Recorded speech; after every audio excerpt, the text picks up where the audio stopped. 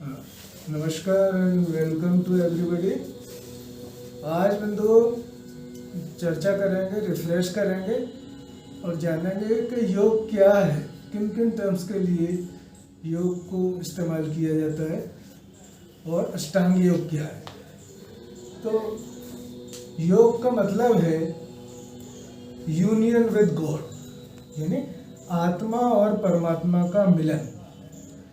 दूसरी परिभाषा है समत्वम योग उच्यते, कि जब हमारा मन प्रत्येक चीज में, प्रत्येक परिणाम में, सुख दुख, मान अपमान, ऊंच नीच, राग द्वेष, जब सब चीज में अच्छे बुरे, जब सब चीज को एक समान रूप से, हर रिजल्ट को एक समान रूप से ग्रहण करने में जब हमारा मन समर्थ हो जाता है, उसको बोलते हैं समत्व, यानी समता की दृष्टि प्राप्त होना। जब समता की दृष्टि प्राप्त हो जाती है तो इसको भी योग कहते हैं।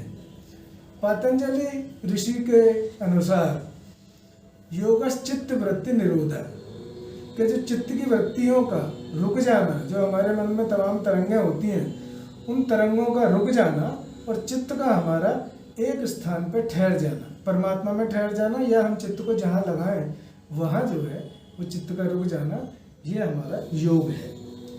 फिर शास्त्रों में स्वरूपावस्था भी बतलाया गया है। स्वरूपावस्था बोलते हैं कि मनुष्य सत्य की खोज में निकला है और ये खोजता रहता है मैं कौन हूँ, कहाँ से आया हूँ। तो जब खोज करते करते, आत्मा परमात्मा का चिंतन करते करते और तपस्या के द्वारा एक दिन ऐसा आता है कि वो, उसका जो आत्मा है वो परमात्मा में स्थित हो जाता है। जब चित्त स्थिर हो जाता है तो हमारा चित्त जो है वो परमात्मा में स्थिर हो जाता है। इसको हम लोग बोलते हैं कि स्वरूप अवस्था ये बोली जाती है। फिर एक टर्म होता है आत्मदर्शन। आत्मदर्शन भी योग के लिए प्रयुक्त होता है। कई बार कंफ्यूज हो जाते हैं कि भाई ये आत्मदर्शन क्या है। आत्मदर्शन भी योग को बोलते हैं, क्योंकि आत्मदर्शन का मतलब होता है अपने आत्मा का दर्शन करना। और हमारा आत्मा क्या है? परमात्मा का स्वरूप है, क्योंकि जो ईश्वर इस पूरे ब्रह्मांड को चला रहा है वो हमारे हृदय में बैठा हुआ है। इनर मोस्ट जो कोर है, हमारी सबसे अंदर की जो कोर है वो परमात्मा है। तो हमारा जो inner most and outer most जो कोर है यूनिवर्स की, वो हमारी परमात्मा है। तो इसलिए आत्मदर्शन भी इसी को बोलते हैं। फिर अद्वैतीय अवस्था होती है। अद्वैतीय अवस्था में बोलते हैं, द्वैत बोलते हैं दो, अद्वैत मीन्स एक। तो ये पूरा ब्रह्मांड है, ये हमें अलग अलग दिखाई देता है क्योंकि हमारे सेंस की लिमिटेशन है। हमारा स्पेक्ट्रम एक पर्टिकुलर है, उस स्पेक्ट्रम के आगे हमारी आंखें नहीं देख सकती, कान नहीं सुन सकते। लेकिन आप देखते होंगे तो कुत्ते हैं, वो साउंड सुन लेते हैं जो हम नहीं सुन पाते। बैट है, उसके पास में एक रडार सिस्टम होता है। इसी तरीके से हमारी जो सेंस है बहुत लिमिटेड है, इससे हम यूनिवर्स को पूरी तरीके से देख नहीं पाते। इंफ्रारेड रेज को हम नहीं देख सकते, अल्ट्रावायलेट को नहीं देख सकते। तो इसी तरीके से जो हमारी जो साइंस की लिमिटेशन की वजह से हम ये जो संसार का स्वरूप है ये एक है, इसमें कहीं पे भी अलग अलग नहीं है। एक जैसे समुद्र एक है, इसी तरीके से ये पूरा ब्रह्मांड है, ये एक मटेरियल रूप में भी एक है, मैटर के लेवल पे भी एक है एंड स्पिरिचुअल लेवल पे भी एक है। तो हमारी साइंस तो मैटर तक जाती है। तो साइंस बोलती है the universe is a ocean of matter. बोलते हैं कि नहीं, साइंटिस्ट लोग क्या बोलते हैं कि this is an ocean of matter. लेकिन हमारे जो शास्त्र हैं वो बोलते हैं कि this is ocean of matter. लेकिन ओशियन ऑफ मैटर है, लेकिन हमारा उससे चेतना नहीं आती है, मैटर में चेतना नहीं है। तो वो है ओशियन ऑफ स्पिरिट, जिसको हम ब्रह्म तत्व बोलते हैं। जब सारा ब्रह्मांड खत्म हो जाता है तब भी जो चीज नष्ट नहीं होती है, उसी को जो सत्य है वही हमारा ब्रह्म है। उसी अवस्था को प्राप्त कर लेना अद्वैतीय स्थिति है।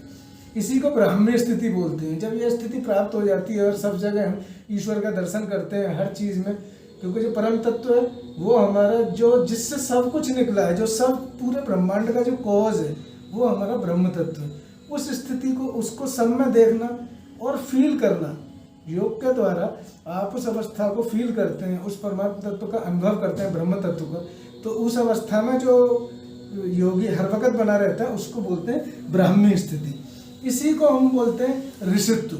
बोलते हैं कि भाई ऋषि क्या है? सो ऋषि वो है वो योगी है जिसने के परमात्मा को देख लिया है, परमात्मा का साक्षात्कार कर लिया है। वो परमात्मा इन आँखों से नहीं दिखता है, वो दिव्य चक्षु से दिखाई देता है। जैसे गीता में भगवान ने अपना विश्वरूप दर्शन दिखाया है अर्जुन को, तो वो जो है परमात्मा को जो देख लेता है, जो ब्रह्म तत्व का अनुभव कर लेता है, जिसने सत्य को देख लिया, उस हम योगी को बोलते हैं ऋषि। और ये जो है जब हमें योग की प्राप्ति हो जाती है तो इसको बोलते हैं योग के दुखों के संयोग से वियोग हो गया। तो जो दुख है वो आत्मा के अंदर नहीं है, आत्मा तो अकर्ता है, अखंड है, अनंत है, वो तो अनंत स्वरूप है। तो दुख होता है वो सारा का सारा जो हमारे प्रकृति के अंदर होता है, जहाँ तक यूनिवर्स है वहीं तक दुख है।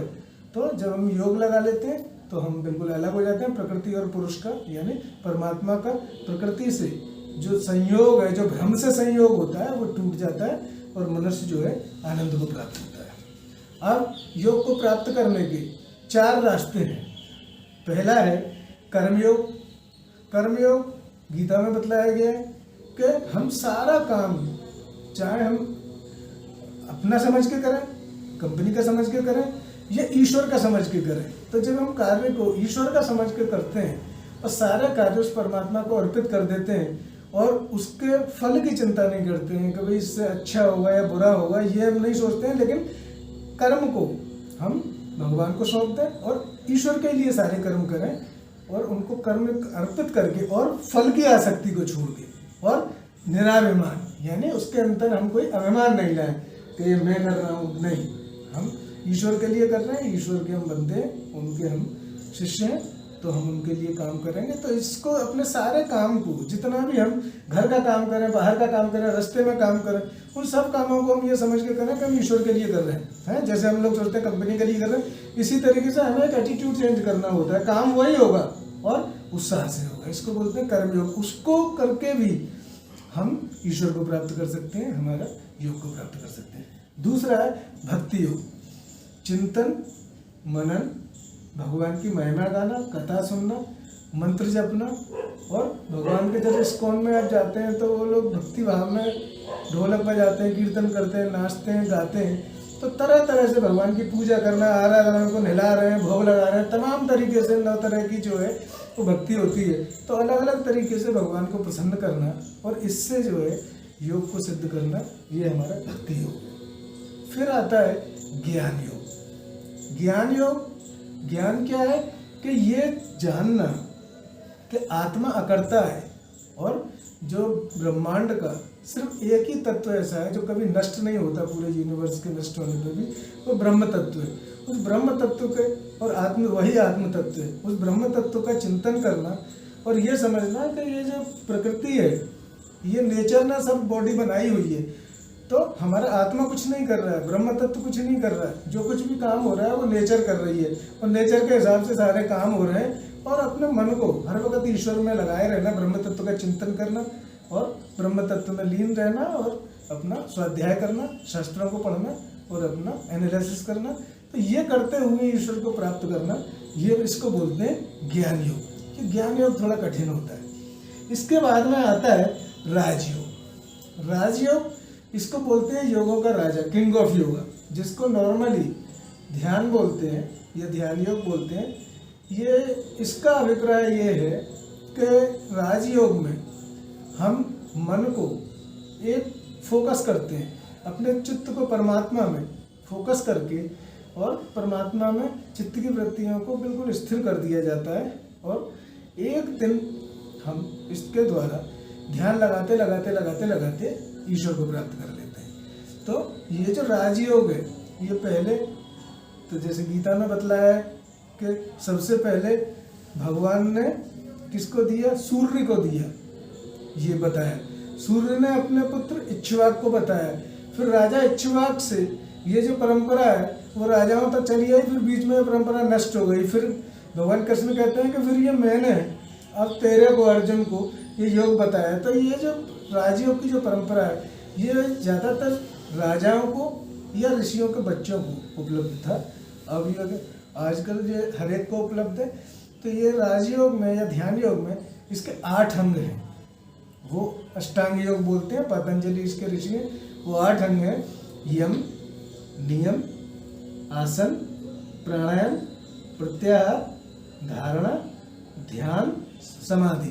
पहले भी इनका जिक्र हुआ। यम हमारे 5 हैं। वो क्या है? सत्य, अहिंसा, आस्तेय, अपरिग्रह, ब्रह्मचर्य। ये हमारे क्या है? यम। नियम 5 हैं। शौच, संतोष, तप, स्वाध्याय, ईश्वर प्राणधान। इसमें कोई कठिन पॉइंट वो तो नहीं है। सत्य सब लोग जानते हैं, मन वचन कर्म से सत्य का पालन करना। अहिंसा सब जानते हैं। अहिंसा का मतलब यह भाई किसी का दिल मत दुखाओ। अभी अगर भाई कोई आपको मर्डर करने आ गया है, या चोर आ गया है, या कोई आपको लूट रहा है, अब कह रहे हैं कि अब मैं भाई हिंसा नहीं करूंगा, तो वो तो आपको मार देगा। अहिंसा का मतलब ये है कि आप किसी को जानबूझ के नुकसान नहीं पहुंचाएं, लेकिन आत्मरक्षा के लिए तो हिंसा करनी पड़े तो वो तो आपको करनी पड़ेगी, नहीं तो फिर युद्ध कैसे होंगे? हैं? महाभारत में तो भगवान ने अर्जुन को युद्ध के लिए लगाया। तो अहिंसा का मतलब ये है कि आप किसी का अपने स्वार्थ के लिए दिल नहीं दुखा रहे। तो अहिंसा का पालन करना, सत्य, अहिंसा, आस्तेय, चोरी नहीं करना, रिश्वत नहीं लेना, है, और किसी को माल नहीं मारना। कई बार होता है ना, भाई पैसे उधार दे दो, उधार दे दिए, अब लौटाएंगे नहीं, अरे गुरु अगले महीने लेना, अगले महीने लेना। फिर उसके बाद में साल भर हो गए, फिर वो कह रहे हैं यार इस पॉइंट पे बात करेगा तो तेरी मेरी दोस्ती खत्म। सो आस्तेय यानी किसी की चोरी नहीं करना, किसी का माल नहीं मारना। सत्य, अहिंसा, आस्तेय, अपरिग्रह। बहुत ज्यादा मैटर को इकट्ठा नहीं करना, मतलब इतना ज्यादा उतना इकट्ठा करिए जितना हमारे जीवन यापन के जरूरी है।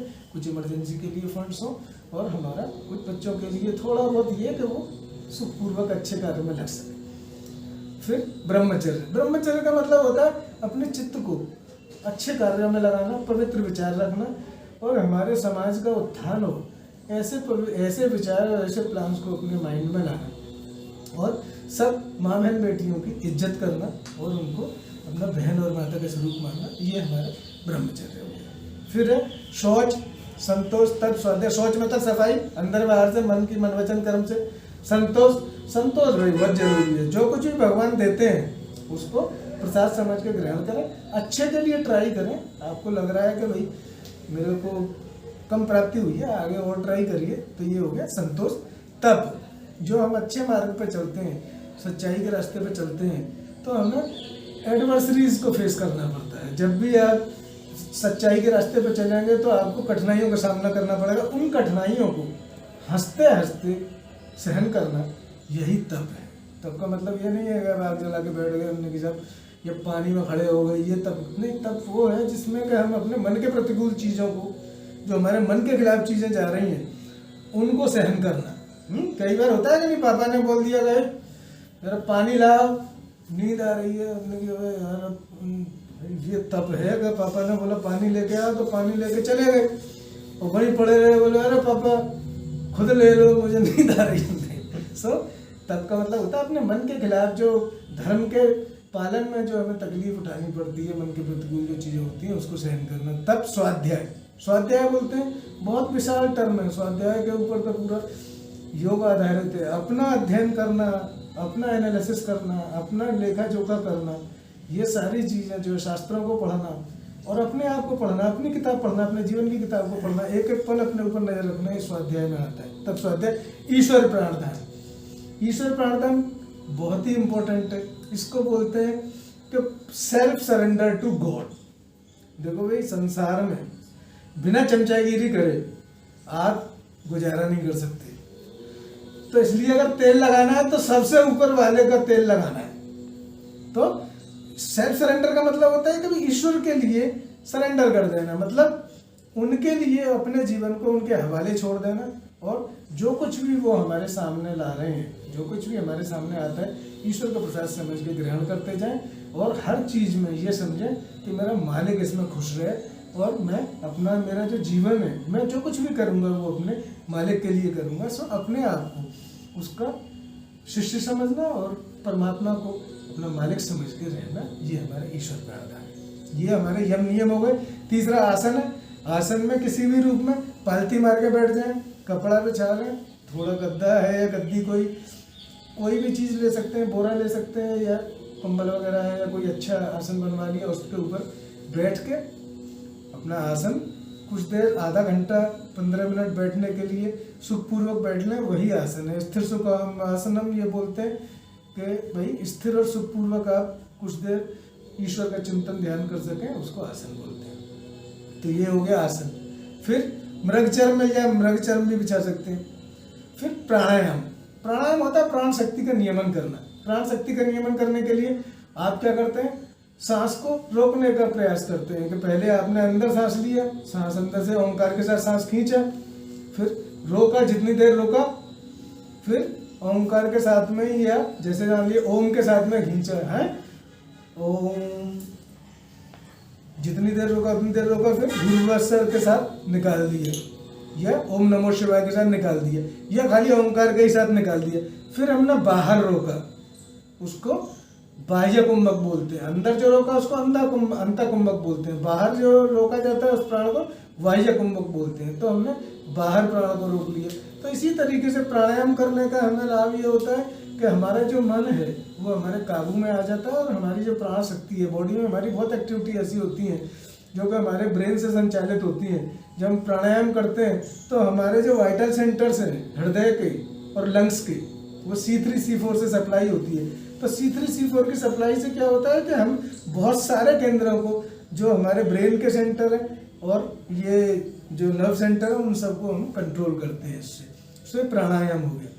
तो यम, नियम, आसन, प्राणायाम। फिर प्रत्याहार है। प्रत्याहार में हम मन को जो इधर उधर से हटा के, विषय वस्तुओं से, बाहर की चीज़ों से मन को हटा के, और इंद्रियों को मन के अधीन लाना और मन को आत्मा के अधीन लाना। तो सेंट्रलाइजेशन, यानी बाहर से मन और इंद्रियों को अपने अंदर की ओर लाना, इसको बोलते हैं प्रत्याहार। समझ गए प्रत्याहार? प्रत्याहार को समझना बहुत जरूरी है। बाहर से मन को हटा के अंदर लाना, ये हो गया प्रत्याहार। अपनी विषय वस्तु में लेके आना। जैसे आप यहाँ काम कर रहे हैं तो प्रत्याहार का मतलब ये है कि बाहर चाहे रास्ते में आते में किसी से झगड़ा हो गया, कुछ हो गया, उन सब चीज़ों को छोड़ के अपने सब्जेक्ट में आएंगे। सो दिस इज प्रत्याहार। फिर आ गया धारणा। धारणा, हम जो परमात्मा का कोई भी एक स्वरूप चुन लेते हैं। कोई इष्ट है किसी का, किसी ने भगवान राम के ऊपर लगाया, किसी ने कृष्ण के ऊपर लगाया, किसी ने बिंदु के ऊपर लगाया, किसी ने सूर्य के ऊपर। तो हमें भगवान का नाम और रूप चुन लेते हैं, उसके ऊपर ध्यान लगाते हैं, उसको हम बोलते हैं धारणा। ध्यान, जब हम अपनी धारणा पे अपने मन को फोकस करते हैं तो मन हमारा जब एक तार वृत्ति में उस तरफ चलने लगता है, लगातार अपने ध्येय को, जब लगातार तरंग हमारी एक ही दिशा में जाने लगती हैं, यानी हमारा विचार और भावना और हमारे शरीर की क्रियाएं शांत होकर एक ही विषय वस्तु की और ईश्वर की ओर जब चलने लगती हैं तो उसको हम बोलते हैं ध्यान। और फिर 8वां अंग आता है समाधि, जिसके लिए कि हम योग लगाते हैं। समाधि का मतलब होता है कि जो हमारे मन का परमात्मा में स्थिर हो जाना। जब एक दिन ध्यान लगाते लगाते एक दिन ऐसी अवस्था आती है कि हमारा एक क्वालिटेटिव चेंज होता है। जैसे आप पानी गर्म करते होंगे, आप देखेंगे 1 डिग्री गर्म हुआ, 2 डिग्री गर्म हुआ, 99 डिग्री हुआ, लेकिन 100 डिग्री पे जाके पानी में क्या चेंज आता है कि वो बॉयल करने लगता है। उससे पहले बॉयल होता है? नहीं होता। बॉयल होता है तो एकदम स्टीम निकलती है, पानी उड़ जाता है। इसको क्या बोलते हैं कि एक क्वांटिटेटिव चेंज चेंजेज इनटू ए क्वालिटेटिव चेंज। कि पहले जो क्वांटिटी बढ़ी, अब क्वांटिटी बढ़ के वो काय में चेंज हो गई, क्वालिटेटिव चेंज हो। तो मेडिटेशन, योगा में भी क्या होता है कि पहले क्वांटिटेटिव चेंज होगा, बहुत थोड़ा थोड़ा चेंज होगा, आपको लगेगा कोई खास चेंज नहीं है। लेकिन जब आप 12-14 साल प्रैक्टिस करेंगे तो आपको पता लगेगा कि एक दिन जब क्वालिटेटिव चेंज होगा तो आपकी दिव्य दृष्टि जब जागृत हो जाएगी, जब आप समाधि की अवस्था में पहुंच जाएंगे, तब आपको ज्ञान होना प्रारंभ होगा। वहां से हमारा योग प्रारंभ होता है। जो स्टेप 1 से लेकर स्टेप 7 तक तो हमारी योग की तैयारी है। स्टेप 8 है जो समाधि, वहां से हमारा योग प्रारंभ होता है और वहीं से हमको पिंड ब्रह्मांड का ज्ञान होना अंतरिक्ष से प्रारंभ हो जाता है। तो ये चीज़ जो है हमें जरूर समझनी चाहिए और इस पर धीमे धीमे धीमे धीमे हमें अमल करना चाहिए। और अगर कोई चीज़ समझ में नहीं आई हो तो आप पूछना, नहीं तो फिर हम लोग प्रेयर करके और इसको प्रारंभ करेंगे। कुछ समझ में आई? तो समाधि क्या, हमारा योग प्रारंभ होगा समाधि से। लेकिन समाधि एक दिन में समाधि की अवस्था प्राप्त नहीं होगी, इसके लिए प्रयास करना पड़ता है। किसी को 1 साल में भी हो जाता है, किसी को 2 साल लगते हैं, किसी को 6 साल लगते हैं, किसी को 12 साल लगते हैं, किसी को कई जन्म भी लग जाते हैं। तो ये हमारे संकल्प के ऊपर होता है, कितना हम मेहनत करते हैं, कितना हमारी पवित्रता है, कितना हम यम नियम का वो करते हैं। तो जो हमारे पहले 5 साधन हैं उनको बहिरंग साधन बोलते हैं योग के। यम, नियम, आसन, प्राणायाम, प्रत्याहार, प्रत्याहार तक योग के बाहर के साधन है। और जो हमारे धारणा ध्यान समाधि है, इसको हम बोलते हैं अंतरंग साधन, अंदर के साधन। और इन्हीं को बोलते हैं हम संयम। जहाँ भी वर्ड संयम आता है तो संयम से आपको ये समझना चाहिए कि संयम का मतलब ये हो गया धारणा ध्यान समाधि। आप संयम करो, संयम का मतलब आप उसमें समाधि करिए। जैसे आपका इलेक्ट्रॉनिक्स का विषय है तो उसमें अगर आप समाधि कर रहे हैं तो इसका मतलब ये है कि भाई जिस वक्त आप अपनी वेबसाइट का काम कर रहे हैं या कोई ऑपरेशन कर रहे हैं तो आपका जो मन है, बुद्धि है, मन है और सारी इंद्रियां, सारी चेष्टाएं हैं वो एक ही विषय में है। तो इसका मतलब यह है कि आपकी समाधि उसमें लगी हुई है। वो समाधि का विषय परमात्मा में हो तो वो योग की समाधि है। लेकिन ये भी कर्म योग है कि उस कर्म को परमात्मा को अर्पित करते हुए आप अपनी वेबसाइट में लगे हुए हैं। सो समाधिस्थ चित्त से आप अपना जो कार्य कर रहे हैं वो कार्य क्षमता भी आपकी बढ़ेगी, स्वास्थ्य भी उत्तम रहेगा और सब लाभ भी होगा। ठीक है, अब प्रेयर करके हम लोग प्रारंभ करें। पहले तो गुरु वंदना करेंगे, सब पे आती है। ओम गुरुर्ब्रह्मा गुरुर्विष्णु गुरुर्देवो महेश्वर गुरुर् साक्षात् परं ब्रह्म तस्मै श्री गुरुवे नमः। ओम अखण्डमण्डलाकारं व्याप्तं येन चराचरं तत्पदं दर्शितं येन तस्मै श्री गुरुवे नमः। ओम गजाननं भूतगणादिसेवितं कपित्थजम्बूफलचारुभक्षणम् उमासुतं शोकविनाशकारकं नमामि विघ्नेश्वरपादपङ्कजं। शुक्लां ब्रह्मविचारसारपरमाद्यां जगद्व्यापिणीं वन्दे तं परमेश्वरीं भगवतीं बुद्धिप्रदां शारदाम्।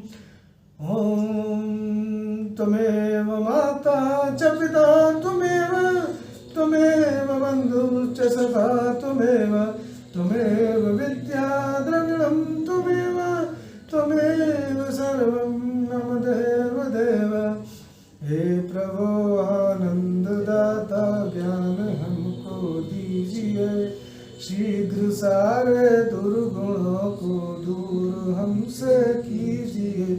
लीजिए हमको शरण में, हम सदाचारी बने, ब्रह्मचारी धर्म रक्षक वीर व्रतधारी बने।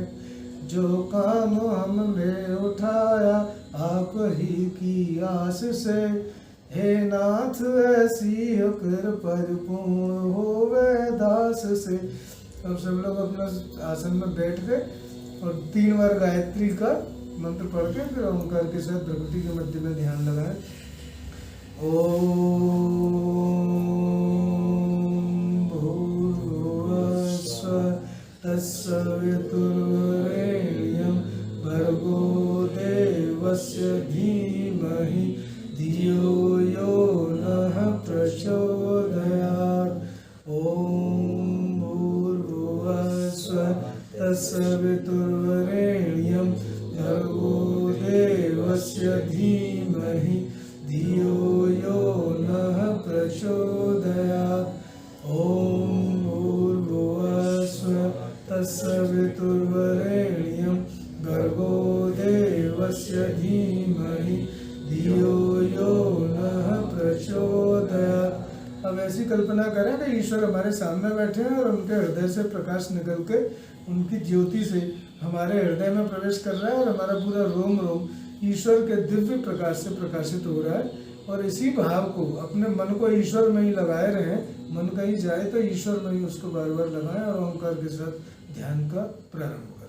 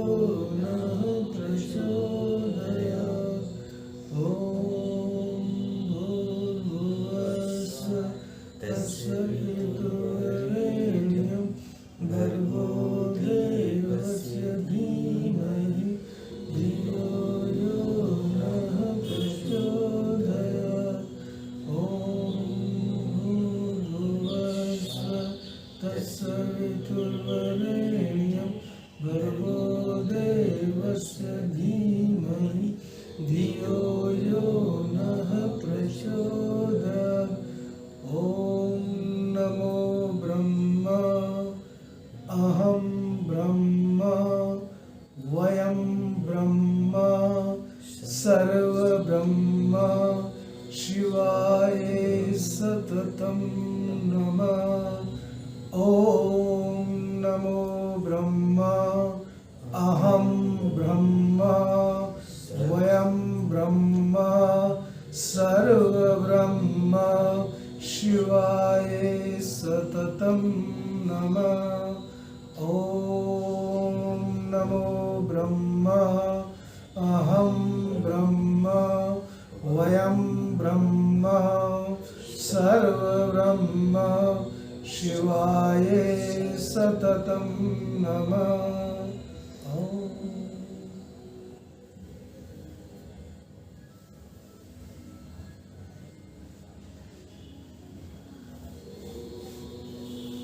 तो भाई थोड़ा जल्दी इसलिए कर देते हैं क्योंकि ना जो हमारा टाइम लिमिट रहे, नहीं तो मन तो होता है कि थोड़ा थोड़ा ना लग रहा था कि थोड़ा आप लोगों का भी अंदर अंदर से कुछ मन होता है कि थोड़ा एक आध मिनट बढ़ाया जाए, एक दो मिनट करके है जी जी।